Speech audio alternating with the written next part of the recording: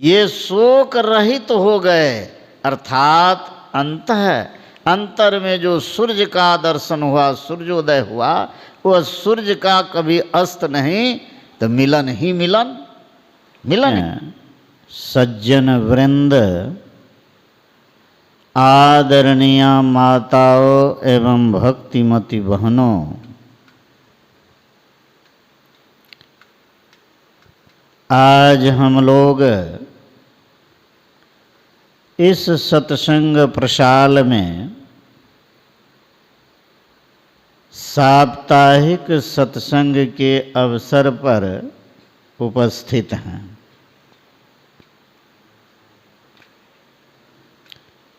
आज के सत्संग में और एक संयोग है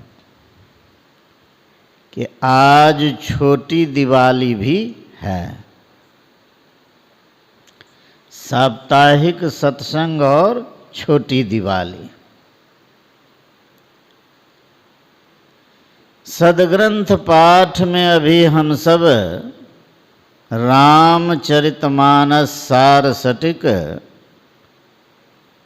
सप्तम सोपान से श्रवण कर रहे थे। काग भसुंड जी और गरुड़ जी के संवाद को। तत्पश्चात हम लोग परमाराध्य के अमृतमयी वचनों को, वाणी को सुने।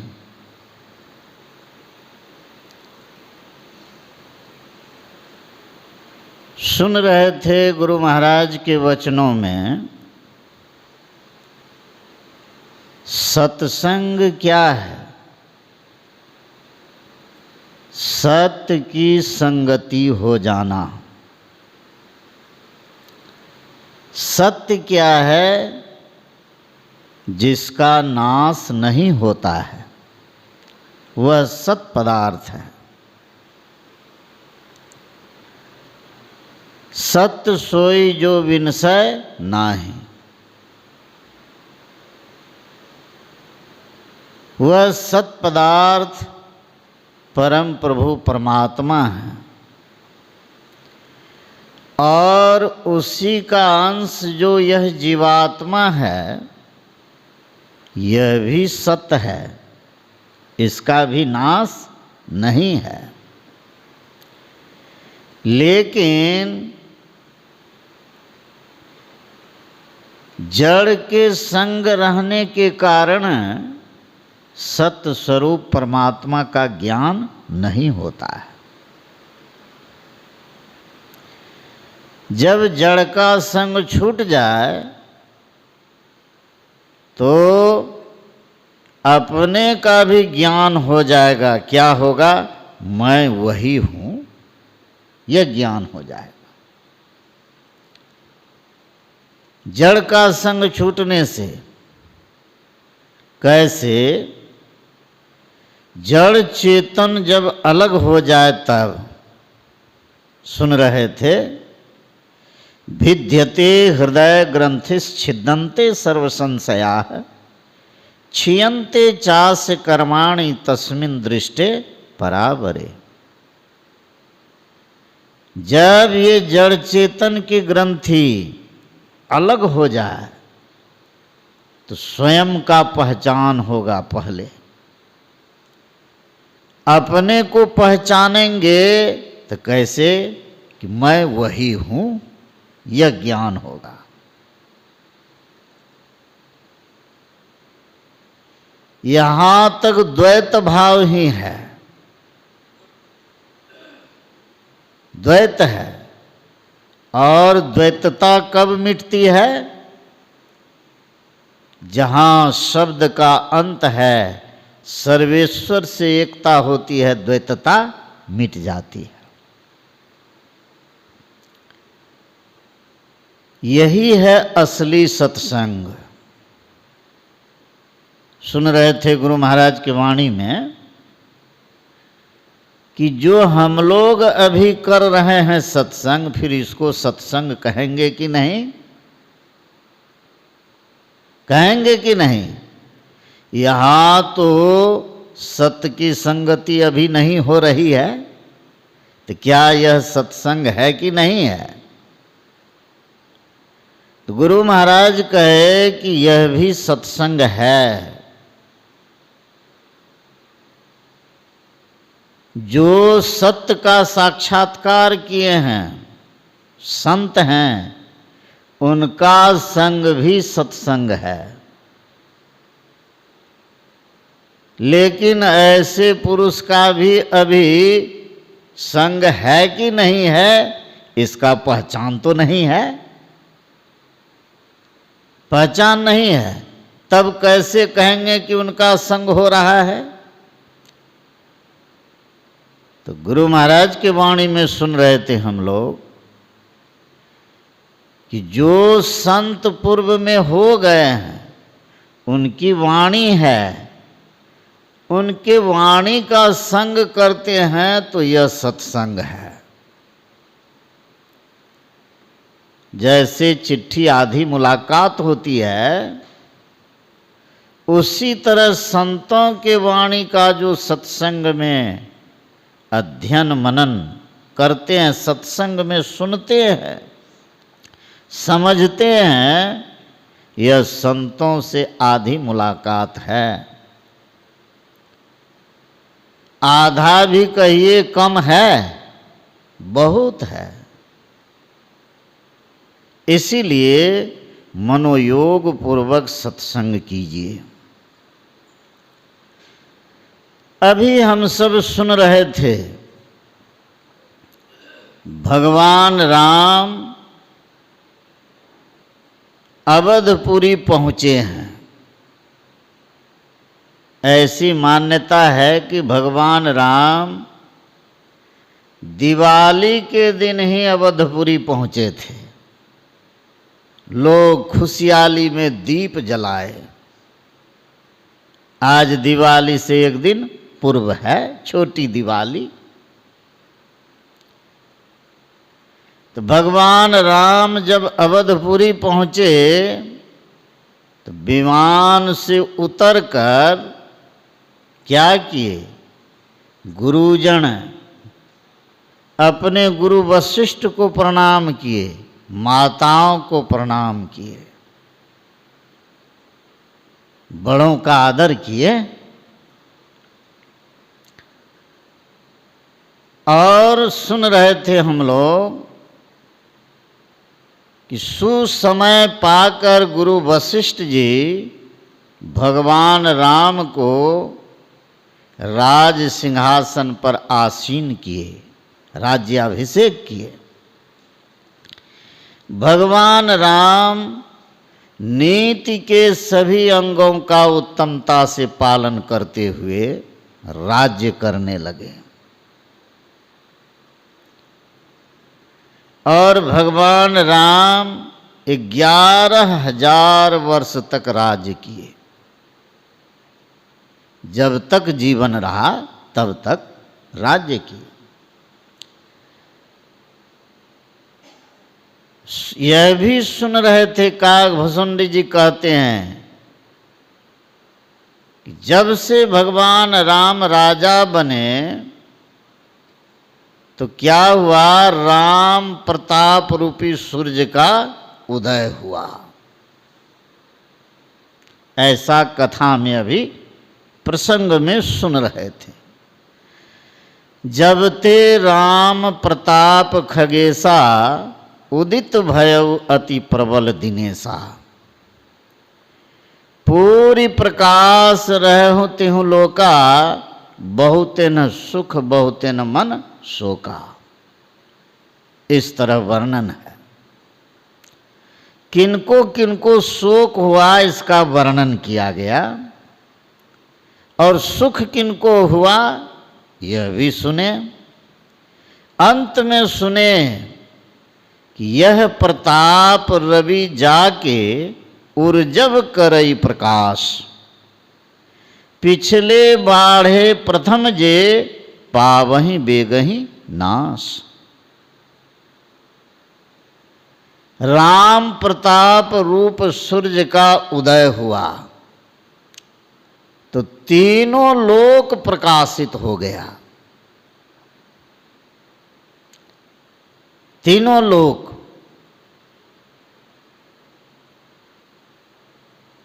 उस समय जो सूर्य का उदय हुआ उससे कहते हैं कि तीनों लोक प्रकाशित हुआ। तो क्या उस समय दूसरा सूर्य था? उस समय भी यही सूर्य, उस समय भी यही सूर्य। इस सूर्य से कहिए तीनों लोक प्रकाशित हो रहा है? नहीं ना, तीनों लोक प्रकाशित नहीं हो रहा है। एक बार में पूरी पृथ्वी को भी प्रकाशित नहीं कर पाता है। कहीं दिन कहीं रात, कहीं दिन है कहीं रात है। इसका अर्थ है कि इस सूर्य के संबंध में गोस्वामी तुलसीदास जी नहीं कहते हैं। अंत में कह रहे हैं कि यह प्रताप रवि जाके उर्जब करई प्रकाश, अर्थात हृदय को प्रकाशित करता है। अर्थात यह आंतरिक सूर्य की चर्चा इसमें है, आंतरिक सूर्य की चर्चा है। अंतर में सूर्य का दर्शन होता है। कहाँ होता है? त्रिकुटी महल में। साधक जब साधना करते हैं, त्रिकुटी में जब पहुंच होती है तो सूर्य का दर्शन होता है। और उस सूर्य में इस सूर्य के समान गर्मी नहीं है, शीतलता है। संत कबीर साहब ने कहा, कबीर साहब की वाणी में है, जानता कोई ख्याल ऐसा जानता कोई ख्याल, दिन को सोधि रैन मो लाओ, रैन के भीतर भानु चलाओ। अब भानु के भीतर शशि का वासा, शशि के भीतर दो प्रकाशा। कबीर साहब कहते हैं जो इस तरह का ख्याल रखते हैं, जानता कोई ख्याल, दिन को सोधि रैन मो लाओ, दिन को सोधि रैन मो लाओ, अर्थात हमारी दृष्टि जो खुली है, उसको, नेत्र जो खुला है उसको बंद कीजिए। अपने अंदर क्या देखते हैं? अंधकार, अंधकार देखते हैं। पूज्यपाद बाबा पधार रहे हैं। बोलिए श्री सद्गुरु। कबीर साहब कहते हैं दिन को सोधि रैन मो लाओ, रैन के भीतर भानु चलाओ।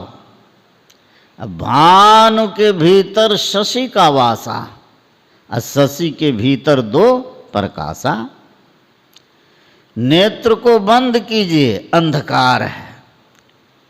अंधकार में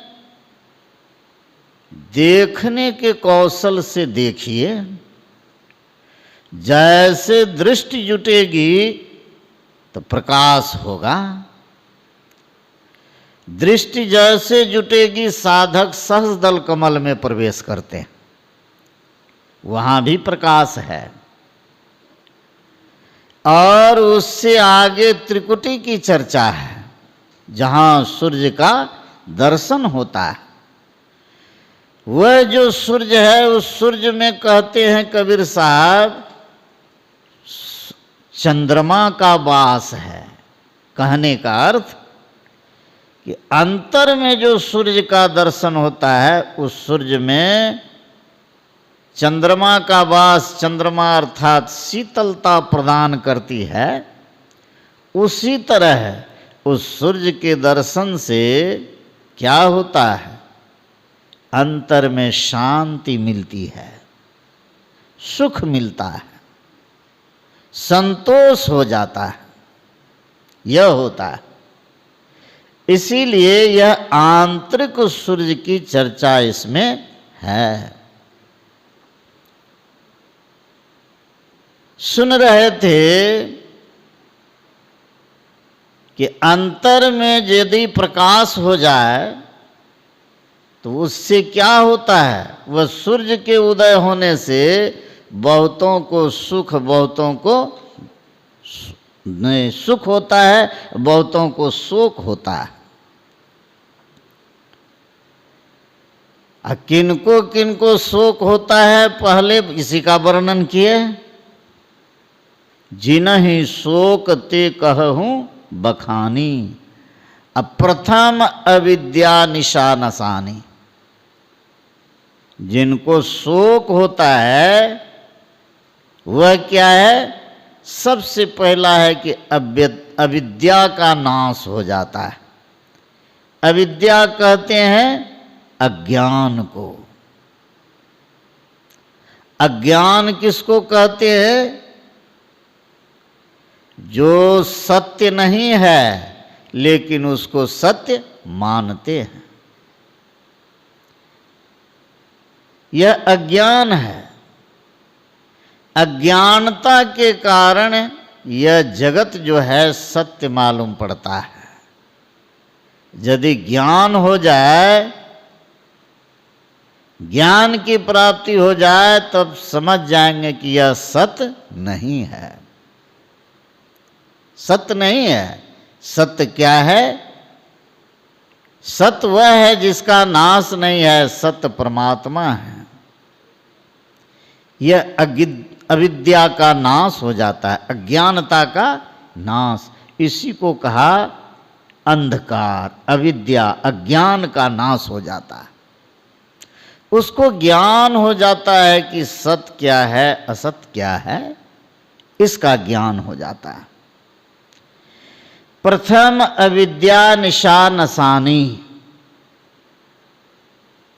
अग उल्लुक जह तहां लुकाने। अग कहते हैं पाप को, अर्थात ज्ञान हो गया तो पाप नष्ट हो जाते हैं। पापों को उल्लू की संज्ञा दी गई है। इसीलिए कि रात के अंधेरे में उल्लू को सुख मिलता है। पाप कर्म भी हम लोग छिप करके करते हैं न,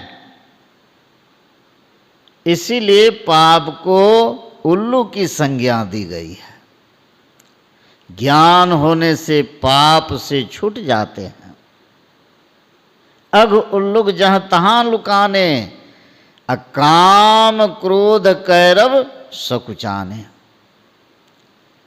काम क्रोध आदि विकार जो हैं, मन के विकार जो हैं, ये सब समाप्त हो जाते हैं जब अंतर में प्रकाश होता है। तब ज्ञान की प्राप्ति होती है, तब ये सब छूट जाते हैं। काम क्रोध कैरव सकुचाने, ये सकुचा जाते हैं। और सुन रहे थे हम लोग, विविध कर्म गुण काल स्वभावु, ये चकोर सुख लह ही न काहू। विविध कर्म, अनेक प्रकार के कर्म, कर्म बंधनों से छूट जाते हैं। अनेक प्रकार के कर्म, गुण त्रैगुण हैं, सतोगुण, रजोगुण, तमोगुण, और स्वभाव, गुण के स्वभाव। विविध कर्म गुण काल स्वभाव, काल के स्वभाव, ये सब हैं चकोर। इसको चकोर की संज्ञा दी है। चकोर माने चकवा। चकवा को रात्रि ही प्रिय है। चकोर जो है चंद्रमा के तरफ एक टक देखते रहता है, रात्रि प्रिय है। और दिन होने से क्या हो जाता है, उसको सुख नहीं मिलता है। सुख नहीं मिलता है। उसी तरह गोस्वामी तुलसीदास जी कहते हैं ये चकोर के समान हैं, अनेक प्रकार के कर्म गुण और काल का स्वभाव। ये चकोर हैं, अंतः प्रकाश होने से ये सब समाप्त हो जाते हैं, ये सुख नहीं पाते हैं। विविध कर्म गुण काल स्वभाव ये चकोर सुख लह न काहू, इनको सुख नहीं मिलता है। और सुन रहे थे हम लोग, अंतः प्रकाश होने से ज्ञान विज्ञान की प्राप्ति होती है, ज्ञान विज्ञान की प्राप्ति। ज्ञान किसको कहते हैं? सब में ईश्वर को देखना, यह है ज्ञान। और विज्ञान कहते हैं सब ईश्वरमय है, कहीं भी ईश्वर से खाली नहीं है, यह है विज्ञान। गोस्वामी तुलसीदास जी कहते हैं सब में ईश्वर है, अचर चर रूप हरि सर्वगत सर्वदा, बसत इति वासना धूप दीजय। सब ईश्वर का ही रूप है, लेकिन जो रूप देखते हैं यह नाशवान है। ईश्वर के दो रूप हैं, एक है जो देखने में आता है उसका नाश है, और जो देखने में नहीं आता है, इंद्रियों के द्वारा जिसका ज्ञान नहीं होता है, वह अविनाशी है। लेकिन है सब एक ईश्वर का ही रूप। इसीलिए ऐसा जानकर अपने यहाँ सब चीज की लोग पूजा करते हैं, नहीं करते हैं? सब ईश्वर का ही रूप है, यह है विज्ञान। धर्म तड़ाग ज्ञान विज्ञाना, ये पंकज विकसे विधि नाना। इसको कमल की संज्ञा दी गई है। ज्ञान विज्ञान रूप कमल खिल गए हैं, ये खिल गए हैं। तब क्या होता है? सुख संतोष विराग विवेका। अंतः प्रकाश होने से सुख मिलता है, क्योंकि अंतर में जो सूर्य का दर्शन होता है उस सूर्य में शीतलता है, शांति की, सुख शांति की प्राप्ति होती है। सुख संतोष विराग विवेका, संतोष हो जाता है और संसार से विरक्ति। मन का स्वभाव है, मन को जो अच्छा लगेगा उस चीज को प्राप्त करना चाहेगा। यह चीज अच्छा है, उससे कोई बढ़िया चीज मिल गया तो मन इसको छोड़कर दूसरे को पकड़ता है। उसी तरह अंतर में जो सुख शांति मिलती है उससे क्या होता है? संसार से विरक्ति हो जाती है, विरक्ति हो जाती है। क्योंकि अंतर में जो दर्शन होता है उस दर्शन के समान, उसके समान संसार का कोई भी पदार्थ नहीं है। इसीलिए संसार के पदार्थों से उसको विरक्ति हो जाती है, संसार से विरक्ति होती है। सुख संतोष विराग विवेका, विवेक हो जाता है। सुख संतोष विराग विवेका, विगत शोक ये कोक अनेका। कोक कहते हैं चकवा पक्षी को। चकवा को रात में ही सुख मिलता है। रात में सुख दिन में सुख नहीं, विगत शोक ये कोक अनेका,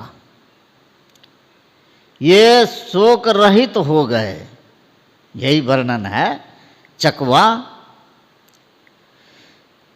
चकवी बिछड़े रैन से आन मिले प्रभात,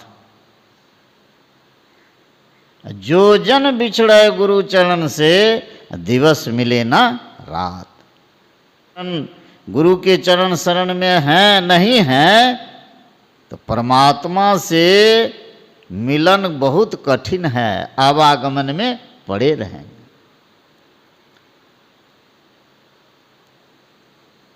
आवागमन में पड़े रहेंगे। फिर कहते हैं संकट में सुख उपजाए जौं बस पड़े बधिक, संकट में सुख उपजाए जौं बस पड़े बधिक, बलिहारी व बधिक की विधि से बधिक अधिक। इसमें कथा है कि एक शिकारी चकवा चकवी को पकड़ लिया, उसको पकड़ लिया दोनों को।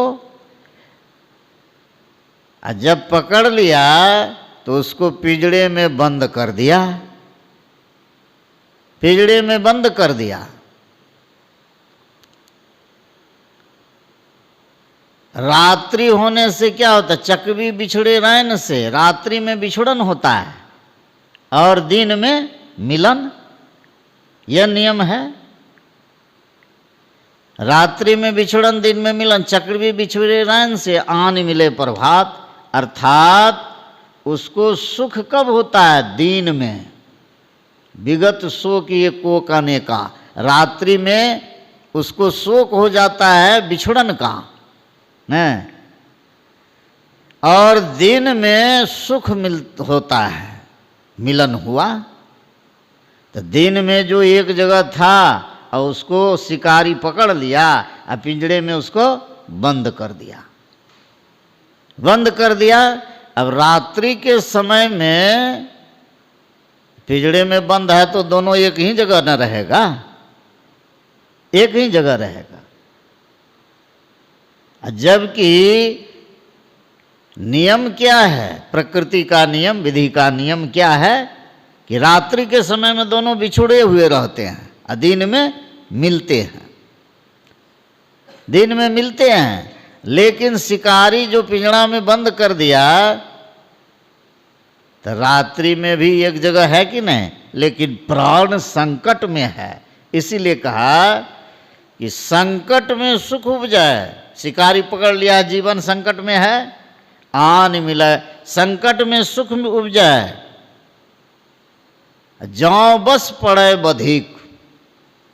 बधिक शिकारी को कहते हैं, अर्थात यह बधिक का अर्थ गुरु है। यदि गुरु के शरण में रहेंगे तो क्या होगा, परमात्मा से मिलन होगा। जैसे बिछड़े हुए हैं, अज्ञानता के कारण बिछड़े हुए हैं, परमात्मा से मिलन नहीं हो रहा। और गुरु के चरण शरण में जाएंगे, उससे भेद लेकर साधना करेंगे तो परमात्मा से एकता होगी। उसी तरह संकट में सुख उपजाए जौं बस पड़े बधिक, बलिहारी व बधिक की विधि से बधिक अधिक। परमात्मा से विशेष कौन है, संत सद्गुरु हैं, गुरु हैं। इसीलिए इसको कहा सुख संतोष विराग विवेका, विगत शोक ये कोक अनेका। इसको चकवा कहा। ये शोक रहित हो गए, अर्थात अंतर में जो सूर्य का दर्शन हुआ, सूर्योदय हुआ, वह सूर्य का कभी अस्त नहीं तो मिलन ही मिलन, मिलन ही मिलन।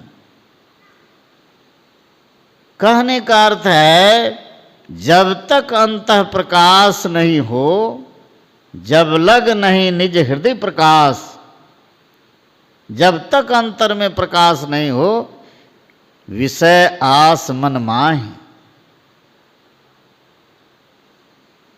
विषय के तरफ मन रहेगा ही। जब लग नहीं निज हृदय प्रकाश, विषय आस मन माही, तब लग जीव को जो है तब तक सुख नहीं मिलता है। जब अंतर में प्रकाश हो जाता है तो सुख शांति की प्राप्ति हो जाती है। इसीलिए उस प्रकाश को प्राप्त करने के लिए हम लोगों को प्रयास करना चाहिए, कोशिश करनी चाहिए, कोशिश करनी चाहिए। वेद में भी आया है, योगाभ्यास सीखने वाले मनुष्य सच्चे सद्गुरु के द्वारा ही योग का भेद जानकर अभ्यास द्वारा अपने अंतर की महान ज्योतियां और दिव्य गुणयुक्त अनाहत नाद दोनों को प्राप्त करें। यही दोनों प्राप्तव्य है। यदि दोनों को प्राप्त कर लिए तो आप परमात्मा के गोद में हैं। परमात्मा का यह दायां बायां हाथ है। इसीलिए हम लोगों को कोशिश करनी चाहिए अंतः प्रकाश प्राप्त करने के लिए। यह कैसे होगा? जो छठी भक्ति में निपुण होते हैं उनको अंतः प्रकाश की प्राप्ति होती है। छठ दमशील विरति बहुकर्मा, निरत निरंतर सज्जन धर्मा। अर्थात जो दृष्टि योग करते हैं, अपने जुगलधार को जोड़ते हैं, जैसे जुटती है तो अंतः प्रकाश की प्राप्ति होती है। तब ये सब जो है पहले जो कहे गए ये जितने विकार हैं समाप्त हो जाते हैं। अब पीछे जो कहा गया सुख संतोष विराग विवेक ज्ञान विज्ञान की प्राप्ति हो जाती है। इसीलिए हम लोगों को प्रयास करना चाहिए कि दृष्टि को जोड़ने का अभ्यास करना चाहिए। अभ्यास करते करते कभी न कभी दृष्टि जब जुट जाएगी तो जो कहा गया है सुख संतोष विराग विवेक इसकी प्राप्ति हो जाएगी, ज्ञान विज्ञान की प्राप्ति हो जाएगी, परमात्मा से एकता हो जाएगी, सुख हो जाएगा। फिर उस सुख के बाद दुख नहीं होगा। इसीलिए हम लोग इसके लिए कोशिश करें और सत्संग ध्यान करते रहें। गुरु महाराज की वाणी है, सत्संग नित अरु ध्यान नित, रहिए करत संलग्न हो, व्यभिचार चोरी नशा हिंसा झूठ तजना चाहिए। पंच पाप से बचते रहिए। छठी भक्ति में यही है, सज्जनों के धर्म का पालन कीजिए। यदि सज्जनों के धर्म का ठीक ठीक पालन नहीं होता है तो दृष्टि जुटना भी कठिन है। इसीलिए सज्जनों के धर्म का पालन करते हुए दृष्टि को जोड़ने का अभ्यास कीजिए। अवश्य है कभी न कभी गुरु की कृपा होगी, सफलता मिलेगी। इसीलिए सदाचार समन्वित जीवन व्यतीत करते हुए सत्संग ध्यान करते रहें। अवश्य है कल्याण होगा। यही थोड़ा सुनाया। बोलिए श्री सद्गुरु महाराज की जय।